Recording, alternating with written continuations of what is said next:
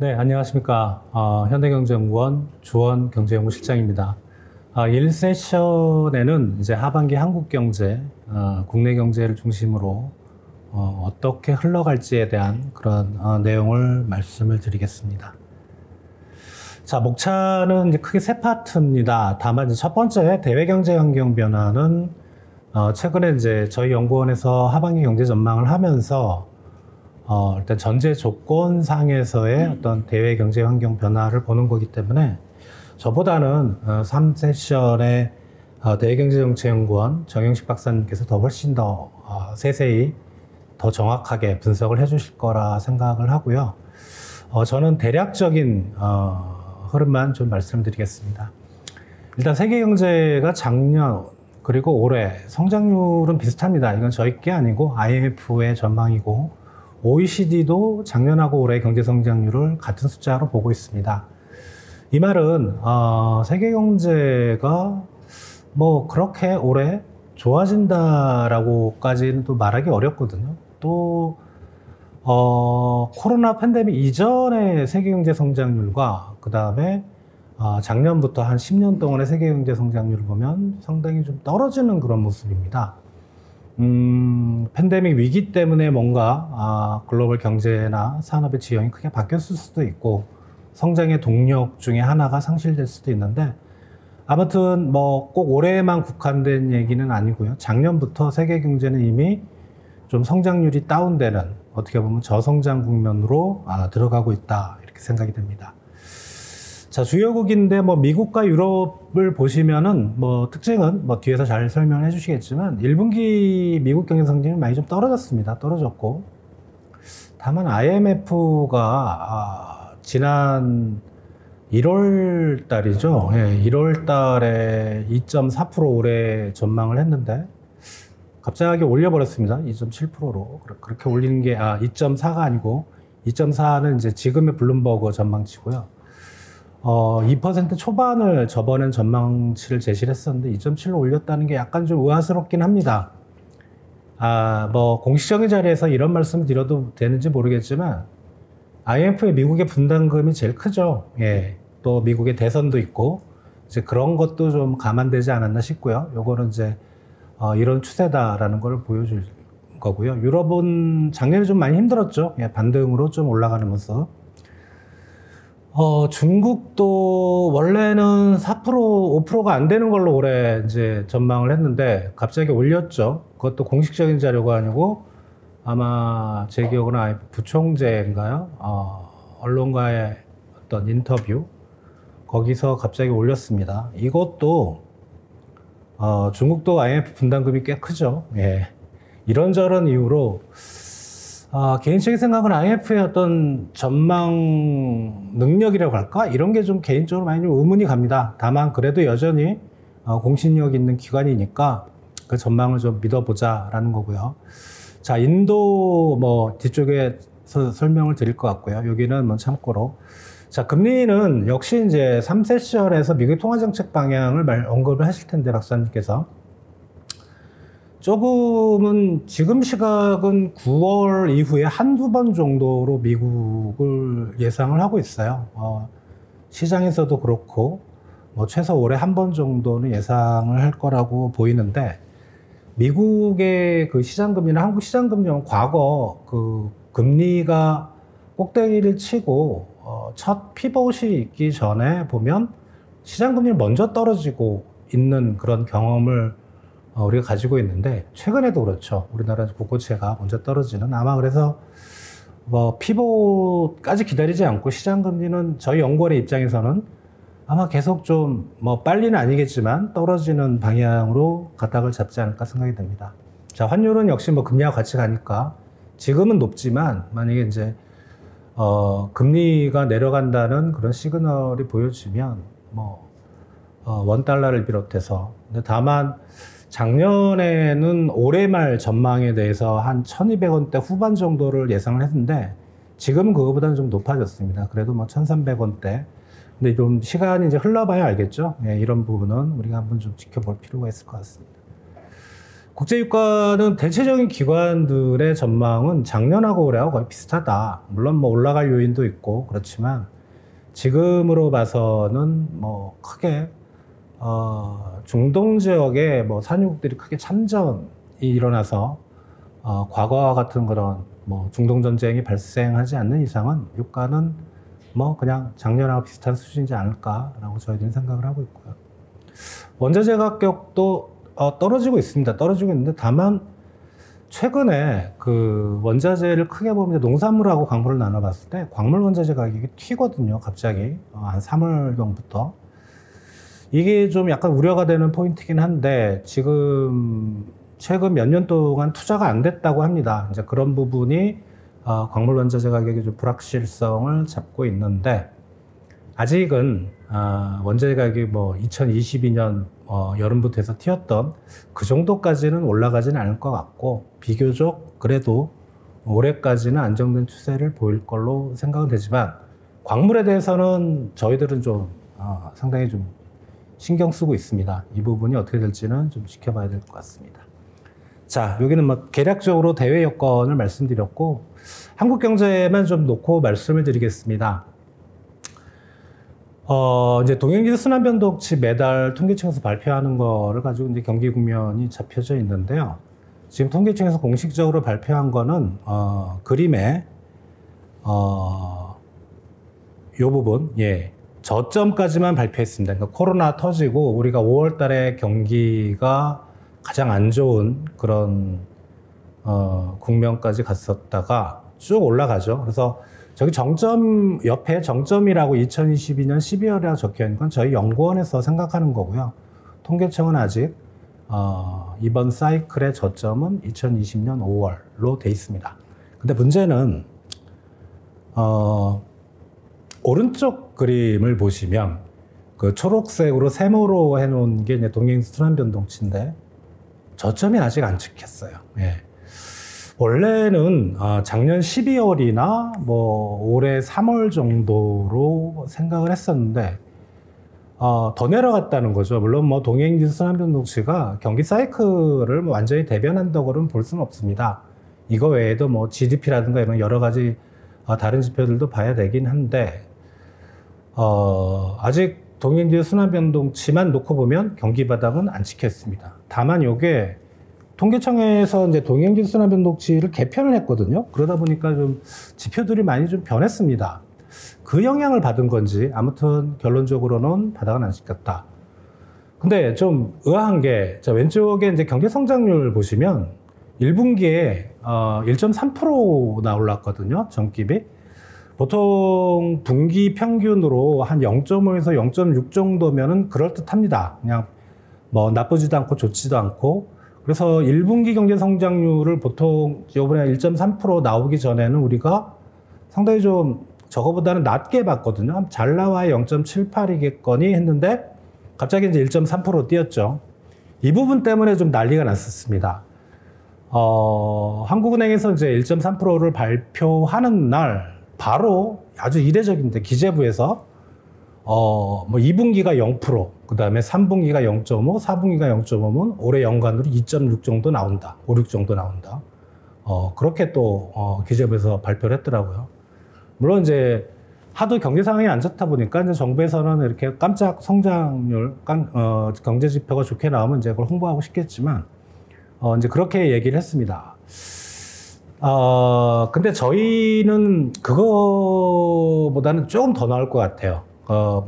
보통 이제 정기비니까 예를 들어 올해 2분기 경제 성장률은 발표가 안 됐지만 그게 1분기 GDP 대비 2분기 GDP의 증가율로 계산을 하면 시장에서는 1분기가 1.3으로 많이 뛰었기 때문에 2분기는 역성장이 나오지 않겠냐. 이제 그렇게 되면은 정부가 얘기하는 2.6은 좀 물 건너가는 거죠. 근데 저희들이 최근에 지표로 판단을 해보면 2분기 역성장까지는 안 나올 것 같아요. 잘하면 0.12 정도 또 플러스 0.12 정도 가능할 것 같아서 의외로 올해 들어서 경제 성장률은 좀 좋은 방향으로 흘러가고 있다라고 판단이 됩니다.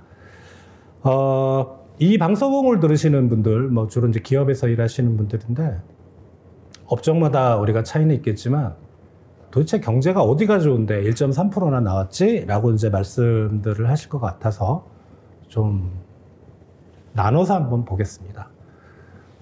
우리 이제 GDP의 절반이 좀 안 되는 것 같아요. 우리 이제 민간 소비 쪽인데, 자, 오른쪽에 이제, 소매 판매 지표를 보면 마이너스죠. 예, 전기비도 마이너스고, 전년 동기비도 마이너스고. 당연히 소비 쪽은 잘 안 되고 있습니다. 이유는 간단합니다. 일단 금리가 여전히 높고요. 그리고 이제 그 소비자 물가 상승률과 소비자 물가 지수 사이에서 이게 이제 많은 사람들이 좀 착각을 하는데, 물가 상승률은 그래도 많이 떨어졌죠. 예, 뭐 2%대 후반 정도 나오고 있으니까. 근데 그 말은 우리가 생각을 해보면 플러스 뭐 한 3% 정도 된다고 가정할 때 물가는 여전히 오르고 있는 겁니다. 네, 떨어진 게 아니죠. 그러니까 뭐 1년 전, 2년 전, 뭐 코로나 직전 이렇게 봤을 때는 물가는 많이 높은 겁니다. 근데 그러다 보니까 가게가 느끼는 체감 물가는 훨씬 높고, 그러다 보니까 이제 소비를 안 하게 되는 거죠. 다만 이제 이 소매 판매액 지수라는 거는 민간 소비 전체를 대변하는 건 아니에요. 우리가 소비를 보면 재화가 있고, 그러니까 뭐 손으로 만질 수 있는, 그리고 서비스가 있죠.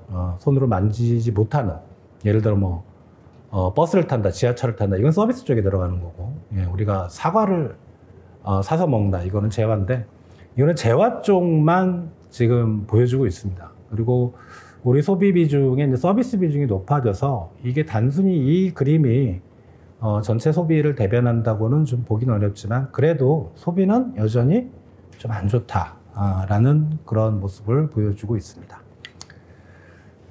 저희들이 생각하는 올해 이제 민간 소비 증가율은 상반기와 하반기로 나눠봤을 때는 아무래도 하반기가 좀 좋아질 것 같습니다. 이게 기저 효과가 일단 크고요. 이거는 이제 전년 동기비, 그러니까 올해 하반기는 작년 하반기 대비 얼마나 소비가 늘었는지 보는 건데, 작년 보고 민간 소비 증가를 오른쪽 그림에 보시면 상반기하고 하반기 보면 하반기가 많이 안 좋았죠. 그러다 보니까 그런 기저 효과가 있고, 두 번째는 이제 아까 제가 금리를 말씀드렸는데, 하반기에는 소비를 할 수 있는 여건들이랄까 이런 게 조금씩 좋아질 걸로 생각이 됩니다. 그런 것 때문에 하반기가 높은데, 연간으로 만약에 그거를 평균해서 계산했을 때는 작년 수준밖에는 안 된다. 여전히 올해 하반기에 금리가 많이 떨어질 가능성은 그렇게 높지 않다고 보면, 여전히 어떤 소비 시장의 어떤 주변 여건 이런 것들은 가계에 좀 불리한 쪽으로, 그래서 민간 소비는 올해는 좀 그렇게 쉽지는 않을 걸로 그렇게 생각이 됩니다.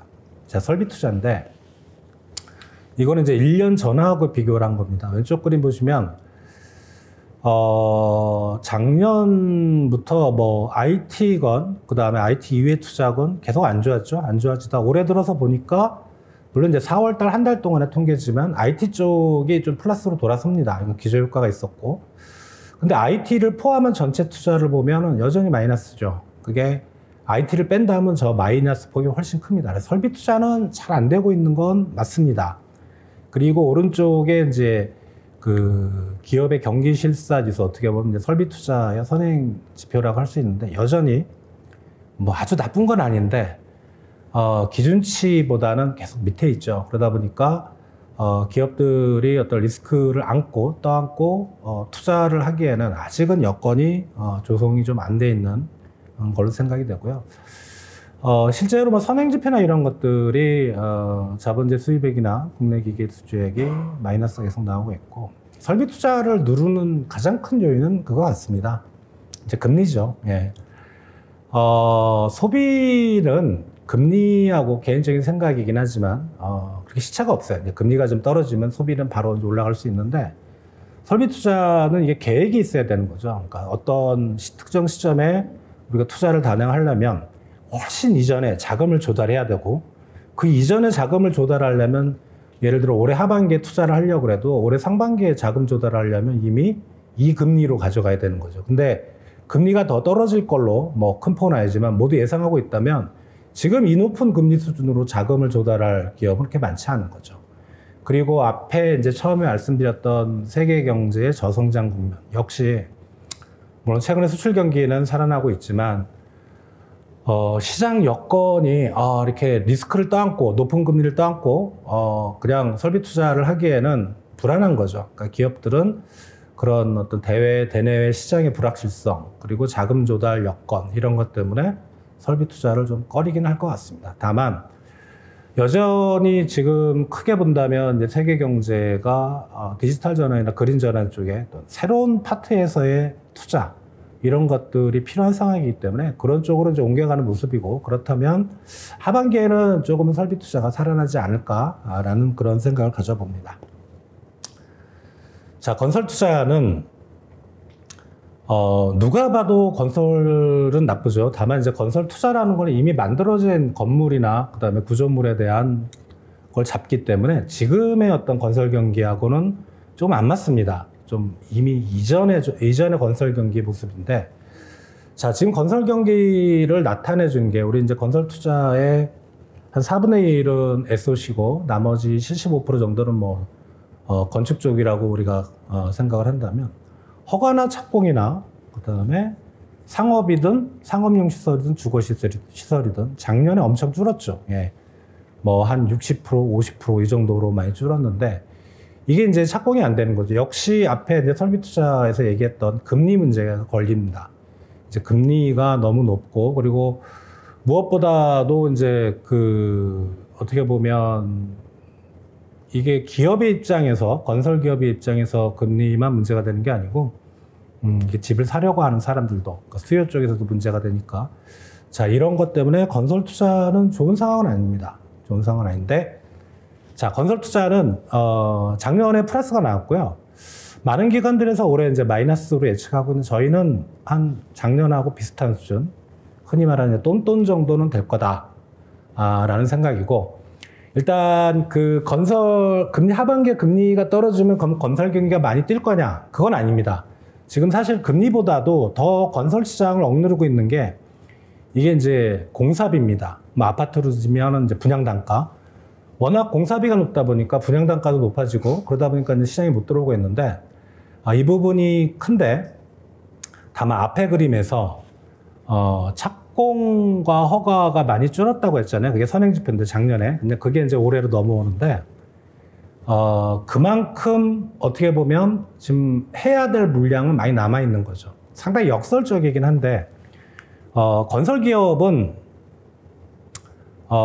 그게 손해본다고 착공을 안 하고 있으면 오히려 더 손해폭이 커집니다. 좀 손해를 보더라도 가용된 인력, 장비 이런 걸 돌려야 그래도 마이너스 폭이 좀 줄고 그나마 좀 더 유동성을 확보할 수 있는 부분이 있어서 건설 투자는 올해 하반기에, 저게 좋은 숫자는 아닙니다. 하반기에 제가 0.7%라고 해놨는데 좋은 숫자는 아닌데, 그래도 기존의 어떤 대기 물량 자체가 조금씩 나오면서 그래도 플러스는 기록하지 않을까라는 게 저희 연구원의 시각입니다.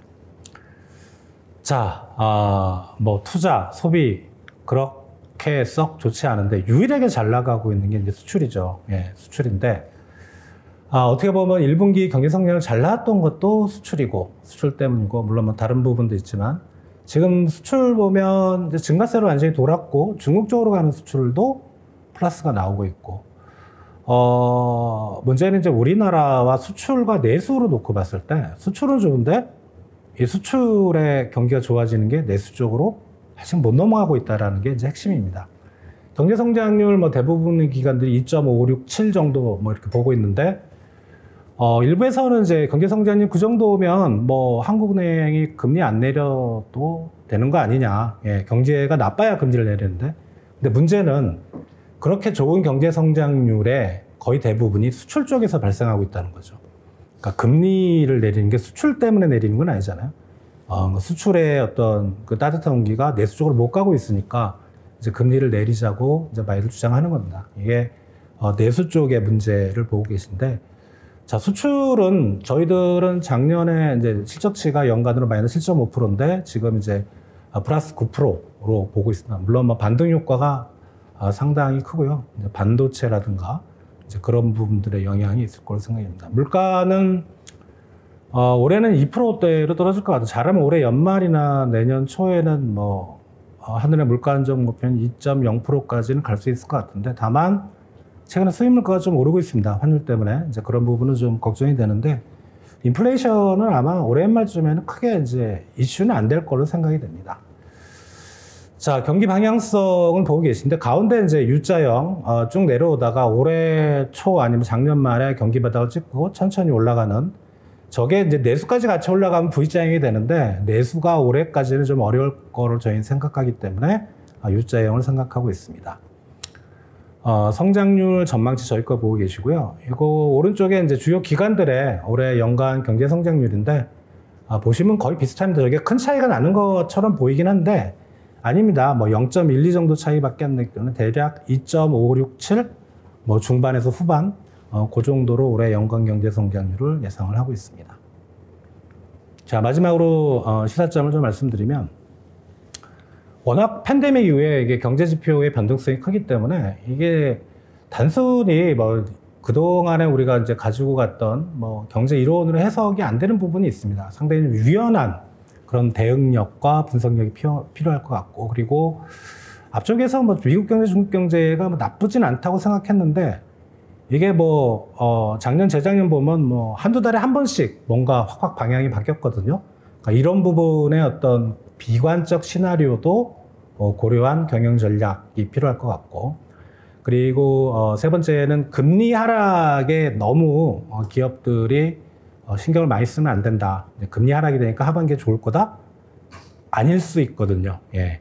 여전히 제가 더 우려되는 건 이제 시장의 문제입니다. 해외 시장, 국내 시장이 과연 탄력을 받을 건지. 그게 안 된다면 여전히 좀 어려운 국면일 것 같고, 그리고 네 번째는 이게 불확실성의 시대라 그러죠. 예. 지금 기업들이 대응하는 거는 많은 기업들이 그냥 단기적인 대응에 주력을 하고 있습니다. 좀 더 기업의 의사결정이나 이런 게 좀 중장기적이고 좀 고차원적인 수준에서 이루어질 필요가 있고, 그리고 마지막으로는 역시 같은 얘기인데, 단기적으로 구조조정하고 사람 자르고 뭐 공장 매각하고 이러면 유동성이 확보돼서 그 기업은 살 수 있지만, 그게 이제 정말 세상이 바뀌어서 새로운 시대가 열렸을 때 그런 기업들은 오히려 살아남기 어려운 그런 세상이 올 수도 있다. 그래서 기업이 가지는 뭐 기업마다 틀리겠지만 핵심 가치를 지켜내는 것이 정말 중요하다. 이렇게 생각을 해볼 수 있겠습니다. 이상 발표를 마치겠습니다. 감사합니다.